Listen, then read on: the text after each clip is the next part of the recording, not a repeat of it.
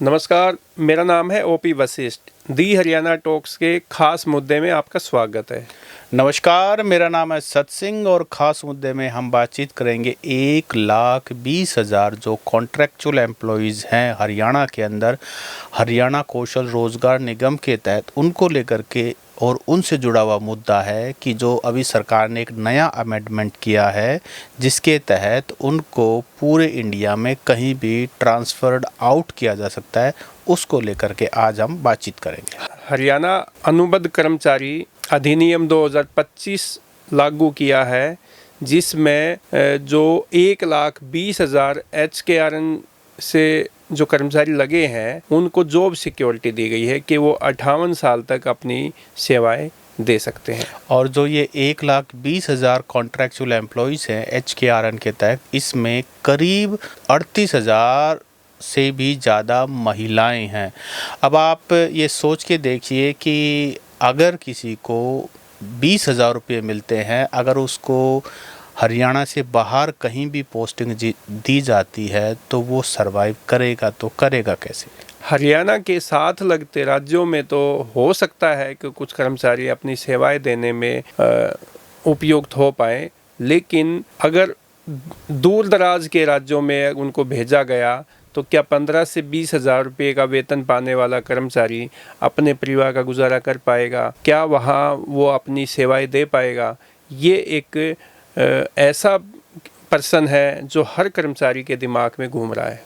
तो ओपी जी देखो, अभी तो जो हमने रिसेंटली शायद 2 दिन पहले ही HKRN के ऊपर एक मुद्दा किया था और उसको बहुत अच्छी तरह रिसीव किया हमारे ऑडियंस ने, क्योंकि बहुत अच्छा तरह से लोगों के कमेंट आए, उसको बहुत ऑडियंस ने देखा।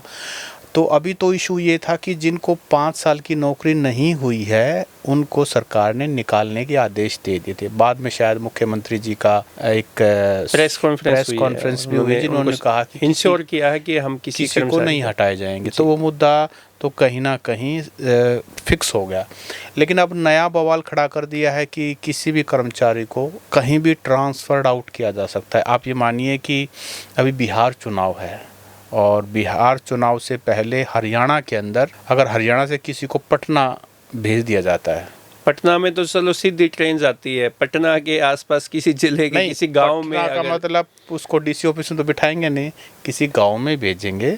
तो किसी गांव में भेज दिया, कहीं भी भेज सकते हैं, किसी पंचायत के अंदर भेज दिया या किसी रूरल एरिया के अंदर भेज दिया, तो 15-20 हज़ार के अंदर सरवाइव करेगा कैसे?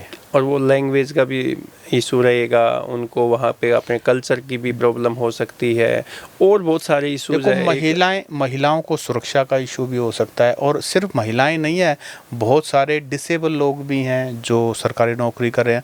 अगर उनको ट्रांसफर आउट किया जाता है, कहीं भी भेजा जाता है, तो ये तो एक तरह से इनह्यूमन ट्रीटमेंट हो गया। इसमें सत्संग जी मुझे ऐसा लग रहा है कि जैसे सरकार पे प्रेशर था कि रोजगार रोजगार रोजगार, युवाओं में एक बड़ा मुद्दा बन चुका है कि रोजगार नहीं मिल पा रहे, नौकरियां नहीं मिल पा रही। अभी CET का एग्ज़ाम हुआ है, उसके बाद प्रेशर ये आएगा कि जो CET क्वालिफाई जो युवा है उनको स्थायी जॉब दी जाए, नियमित नौकरी दी जाए। तो अब पहले से ही HKRN से 1,20,000 कर्मचारी पहले से जॉब कर रहे हैं, वो सब निगमों में, बोर्ड में और पंचायतों में काफ़ी विभागों में वो अपनी सेवाएं दे रहे हैं। अब 15 अगस्त 2024 तक जिन कर्मचारियों की सेवा के 5 साल हो चुके हैं उनके लिए हरियाणा सरकार ने जॉब सिक्योरिटी एक्ट तो बना दिया है, हरियाणा अनुबंध कर्मचारी अधिनियम 2025। तो उसमें जॉब की सिक्योरिटी मिल गई कि वो 58 साल की, जब रिटायरमेंट की जो एज है 58 साल तक वो अपनी सेवाएं दे सकते हैं। हालांकि उसमें भी एक मेंशन किया हुआ है कि कोई भी विभाग, जिस विभाग में कोई कर्मचारी काम कर रहा है HKRN से, तो वो वहाँ का जो अधिकारी है वो उसके कामकाज का आकलन करके उस पर कार्रवाई भी कर सकता है, उनको दंड भी दे सकता है, नौकरी से हटा भी सकता है। ये उसमें मेंशन है कि भाई वो देख सकते हैं वो काम कैसे कर रहा है, काम नहीं कर पा रहा, उसकी कोई शिकायत है और करप्शन के कोई आरोप किसी पे लगते हैं तो वो हटाया जा सकता है। साथ में अब ये जो 1,20,000 कर्मचारी जो काम कर रहे हैं, अब इनको हटाए तो सरकार के लिए मुसीबत बन सकता है। तो उनको जॉब सिक्योरिटी दी, बहुत सफाई से काम किया, उनके लिए एक्ट बना और एक्ट में जॉब की सिक्योरिटी मिली। अब वो 1,20,000 जो कर्मचारी हैं वो एक तरीके से उनको अब जॉब जाने का खतरा तो हो गया ख़त्म। लेकिन अब जैसे साथ में कहा कि वो दूसरे राज्यों में भी उनकी नियुक्ति की जा सकती है। अब तो दूसरे राज्यों में नियुक्ति 15 से 20,000 रुपये का एक क्लरिकल पोस्ट पे काम करने वाला कर्मचारी वो दूसरे राज्यों में कैसे जा सकता है? इसमें सबसे बड़ा खतरा जो दिखाई दे रहा है ना, देखिए हरियाणा राज्य के अंदर गवर्नमेंट जॉब पाना सबसे बड़ा चैलेंज है और उसके बाद आपको गवर्नमेंट जॉब नहीं मिलती, दूसरी ट्राई रहती है कि किसी तरह से HKRN से भर्ती हो जाए। अब HKRN में भी आप भर्ती हो गए तो आप ये देखिए हरियाणा में ना पॉलिटिकल पोस्टिंग्स बहुत होती हैं, इसकी सरकार में ये लग गया, उसकी सरकार में ये लग गया। जैसी नई सरकार आती है उनको अपने बंदों को मोबिलाइज करना होता है क्योंकि वोट बैंक की राजनीति रह गई है। अब जो चौटाला सरकार में, चलो वो तो काफ़ी पुराने, जो हुड्डा सरकार में लगे होंगे या उसके बाद पहले खट्टर साहब थे उनके टाइम में लगेंगे, तो जैसे जैसे बदलता है सिस्टम, मुख्यमंत्री बदलता है, सबको अपने बंदे सेट करने होते हैं क्योंकि सबको अपना वर्चस्व बनाना है, सबको अपना नाम बनाना है। या फिर ये मानिए कि पहले जो CM दरबार के नज़दीक थे, दरबारी थे, वो अलग थे, अब दरबारी अलग आ गए, तो सबको बंदे। गोहाना के पास एक गांव है बुटाना, वहाँ कॉलेज में आप ये माने लगभग पूरे स्टाफ को हटा दिया गया है। अब अगर किसी का पॉलिटिकल कंसिडरेशन के तहत किसी को हटाना है, अब ये इनकी नौकरी तो पक्की हो गई लेकिन कुछ भी बता गए तो कांग्रेस ही है, ये चुनाव में मदद नहीं की इन्होंने या चुनाव में हमारे अगेंस्ट हुए, तो किसी को बिहार, किसी को तमिलनाडु, किसी को हिमाचल, किसी को कहीं भी भेजा जा सकता है।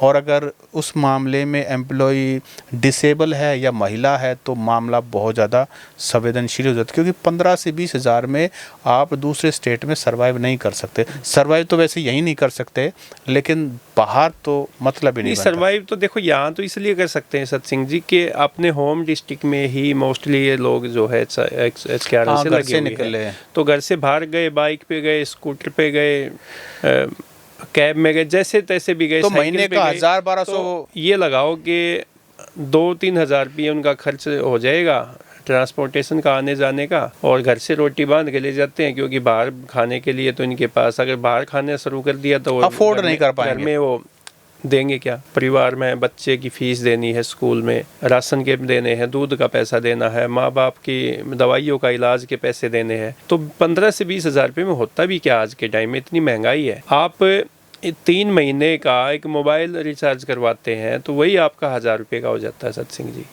और बगैर स्मार्टफोन के चलते तो आज कर्मचारी को शायद मुझे नहीं लगता कि किसी को नौकरी पे भी रख लेंगे। तो आप ये देखिए कि अगर किसी को कांग्रेसी बता के, किसी को लोकदली बता के, किसी को जजपाई बता करके अगर उसका ट्रांसफ़र करने पे आए तो नौकरी तो हटा नहीं सकते क्योंकि वो अब हरियाणा कॉन्ट्रैक्चुअल एम्प्लॉयज़ एक्ट के हिसाब से उनकी नौकरी हो गई जब तक रिटायरमेंट ना हो जाए पक्की। देखो बीजेपी सरकार ने, नायब सिंह सैनी जी ने ये काम तो कर दिया कि इनकी जॉब पे पक्की मोहर तो लगा दी कि भाई इनको कोई हटा नहीं पाएगा। नहीं, लेकिन हटाने से भी बुरा काम हो जाएगा। अगर जैसे किसी डिपार्टमेंट में जॉब कर रहे हैं ये, वहाँ पे उन्होंने बता दिया कि भई हमारे पास 5 कर्मचारियों की ज़रूरत नहीं है, ज़्यादा हमारे पास स्टाफ है। अब उन 5 कर्मचारियों को दूसरे राज्य में भेजने के लिए अगर चिट्ठी पकड़ा दी किसी भी डिपार्टमेंट ने तो क्या वो जा पाएंगे? वो तो नौकरी हटाने से ना वो नौकरी छोड़ सकते हैं ना वो नौकरी कर सकते हैं, ऐसा हाल हो जाएगा। जैसे हम मीडिया वाले हैं, कॉरपोरेट के अंदर यही किया जाता है कि जब किसी को हटाना हो तो डायरेक्ट नहीं हटाएंगे, उसकी पोस्टिंग ऐसी जगह कर देंगे जहाँ वो ज्वाइन ना कर पाए, वहाँ वो ज्वाइन करेगा नहीं, यहाँ वो नौकरी उसको ट्रांसफ़र कर दिया। आपके मुंह में सुंदर फंसने वाली बात होगी। तो वो नौकरी अपने आप ही रिजाइन लिख देगा। रिजाइन क्या लिखेगा? वो तो बेचारा, मुझे लगता है कि वो गांव में ही किसी की परचून की दुकान पे या कहीं कपड़े की दुकान पे या कोई गारमेंट्स की दुकान पे इतने रुपए तो वही दे देंगे, 10-15 हज़ार रुपये तो वहीं मिल जाएंगे। वैसे अपने जो मुख्यमंत्री हैं नायब सैनी, वो कहते हैं मैं चूड़ी टाइट कर दूंगा, इसको कहते हैं चूड़ी टाइट करना। वैसे हरियाणा का आदमी ना सीधा स्पष्ट होता है। वैसे चूड़ी टाइट करने के लिए नायब सिंह सैनी जी ने चुनाव से पहले अधिकारियों की चूड़ियाँ टाइट करने के लिए बोला था, लेकिन यहाँ तो कर्मचारियों की चूड़ियाँ टाइट होनी शुरू हो गई है। अधिकारी तो काबू में नहीं आएंगे इनके, क्योंकि बहुत सारे अधिकारी तो कमाऊ पूत हैं और वो नैरेटिव सेट करते हैं। लेकिन जो अब ये मानिए 15 पॉलिसी मेकर हैं, पॉलिसियां बनाते हैं। और देखो ना अधिकारियों ने कितनी अच्छी पॉलिसी बना के दी कि जॉब सिक्योरिटी हो गई है, 58 साल तक की कोई कर्मचारी हटेगा नहीं। लेकिन देखने सुनने में कितना अच्छा लगता है, कितना बढ़िया कि भाई इनकी जॉब अब हटेगी नहीं, हर साल इंक्रीमेंट भी लगेगा।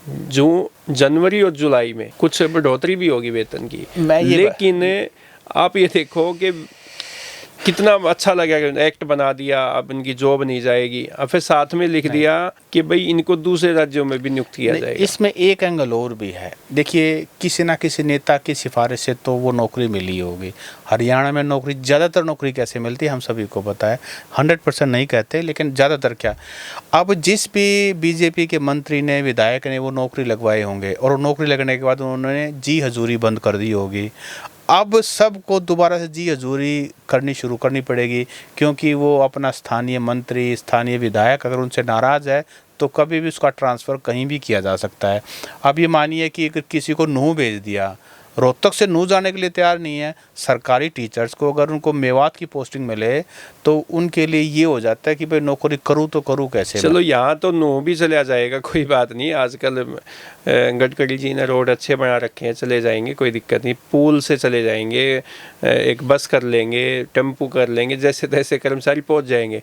लेकिन एक रोहतक के कर्मचारी को, भिवानी के कर्मचारी को गोरखपुर में भेज दिया, बलिया में भेज दिया, तो कैसे? पश्चिम बंगाल में ममता बनर्जी के इलाके में भेज दिया, तो वहाँ पे तो इनको खाना पीने में ही दिक्कत आ जाएगी। तो ये मानिए कि एक तरह से ये ना उस कॉन्ट्रैक्चुअल एम्प्लॉय को लगातार गुलाम बनाए रखने के लिए इस तरह का प्रावधान है, क्योंकि जैसे ही जी हजूरी उसकी बंद हुई वैसे उसको ट्रांसफर का खतरा हो जाएगा। इसमें एक और भी मुझे लगता है कि जब 5 साल पहले जिन नेता ने, मंत्री ने, विधायक ने, जिसने भी उन कर्मचारियों को एच कारण से लगवाया, अब हो सकता है उनकी पावर उस जिले में कम होगी हो, तो जो दूसरे पावरफुल जो नेता है, मंत्री है, विधायक है, वो सामने आ गए हो। अब वो उनको हटा तो सकते नहीं, तो इस नियम से उनको कहीं दूसरे राज्य में भिजवा देंगे। मतलब हटाने से दुखी तो कर सकते हैं, दुखी कर देंगे अब उनको। और दुखी करने के बाद वो अपने आप ही छोड़ेगा, या फिर वो जो भी मंत्री हुआ जिस उसके पास चक्कर काटने शुरू हो जाएंगे।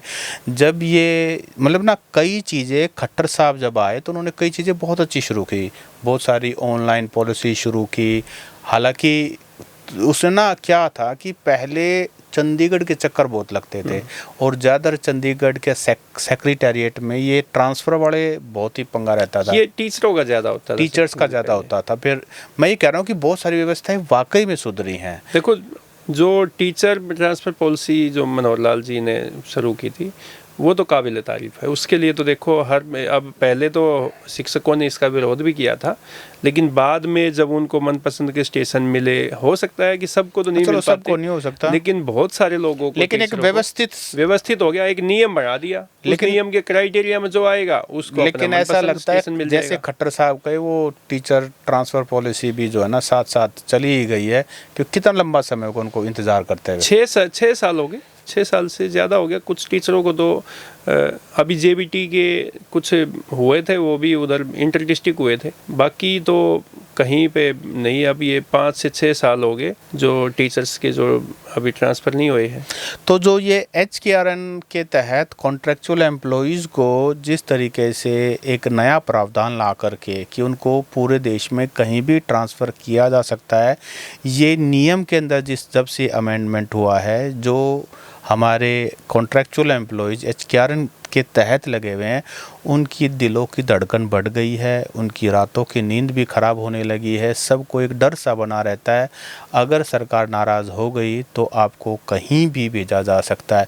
दोस्तों, इस बारे में आपका क्या सोचना है, ये आप ज़रूर बताएं, क्योंकि ये हम सभी के परिवारों के मेंबर हो सकते हैं, दोस्त रिश्तेदार हो सकते हैं, पड़ोसी हो सकते हैं, गाँव वाले हो सकते हैं। और सबसे बड़ी बात ये है कि अभी इस पॉलिसी में ये क्लियर भी नहीं होगा सतसिंह जी कि भाई ये जो कर्मचारी दूसरे राज्यों में भेजे जाएंगे, वहाँ इनको जो वेतन मिलेगा वो संबंधित स्टेट देगी, हरियाणा गवर्नमेंट देगी। अगर किसी दूसरे स्टेट में भेजा जाता है तो क्या उनके वेतन में बढ़ोतरी होगी, उनके रहने और जॉब सिक्योरिटी, बीमा, सेफ्टी, उन सब चीज़ों का ध्यान रखा जाएगा कि नहीं रखा जाएगा, ये चीज़ें भी तो इसमें सत सिंह जी अभी कंफर्म नहीं है ना कि कौन गवर्नमेंट पैसा देगी, उनको वेतन कहाँ से मिलेगा, क्या उनको उनका लाइफ इंश्योरेंस मिलेगा, और बहुत सारी जो ऐसी चीज़ें हैं कि जो कर्मचारी को मिलनी चाहिए, क्या वो मिलेगी नहीं मिलेगी।